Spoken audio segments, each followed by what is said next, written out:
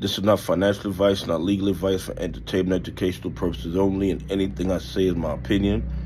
Please don't make any financial decision based on anything I say in these videos. Listen, please check that you haven't been unsubscribed. Check your notifications. If you hit that like button, make sure that the like button is working properly, because they're doing everything in their power to ensure that more people don't become aware of the fraud and corruption in the United States stock market. Anyway, listen, the DTCC is at it again. They are changing rules to block transparency so these bad actors can continue robbing and stealing from retail investors, pension funds, and institutions that follow the rules. Okay? They came out with a new rule on April 30th that allows these bad actors, in my opinion, to use the same ID as a dealer and as a broker when it comes to depositing funds. Let me tell you guys something. This is a scam, in my opinion, because what it does, it limits transparency between the broker and the dealer.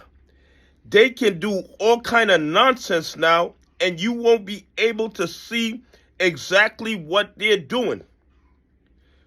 You won't be able to distinguish between the dealer and the broker, so that they can engage in all kind of shenanigans, which serves no other purpose than to hide the fraud and corruption from retail investors, pension funds, and institutions that follow the rules, and make it harder for the SEC, the DOJ, and the FBI to find the source of the criminality.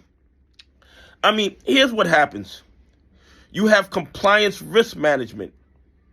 Okay? It's going to be harder to audit them because you don't know exactly who did what.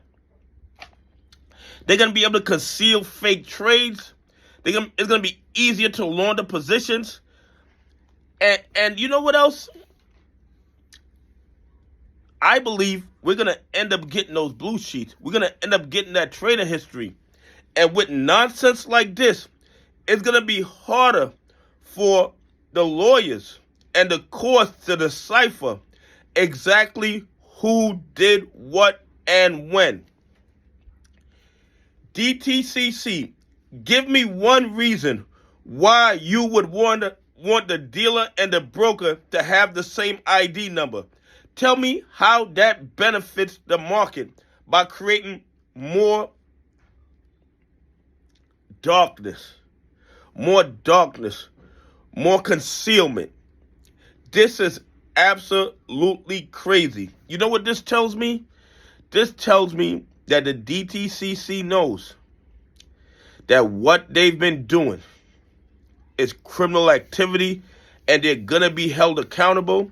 So they're trying to make it harder for regulatory agencies, law enforcement agencies, to be able to go back and see who did what.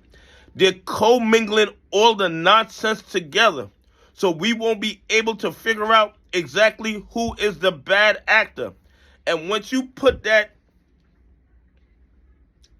reasonable doubt in place, it's harder to get a conviction, because that's what they're doing. They are commingling everything together to limit transparency, to make it more difficult to audit. They'll be able to hide trades, rehypothecation, and all kind of other nonsense that serves no other purpose than to make it more difficult to see who's actually doing what and who is to blame. The DTCC is staying ahead of the lawsuits, and maybe a lot of the attorneys in the NWBO, the MMTLP, the MULN lawsuits need to be aware of this rule change, because in my opinion, the only purpose of this rule change is to make it more difficult to find exactly who has been doing what and who has been manipulating the market, because it's going to be all combined together, which would cause reasonable doubt as to if they were actually engaged in criminal activity. Anyway, please leave some comments. Tell me what you think.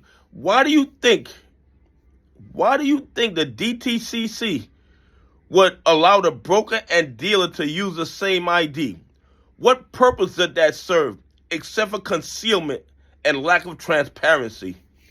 Anyway, have a great day. God bless, and I appreciate y'all on this journey with me.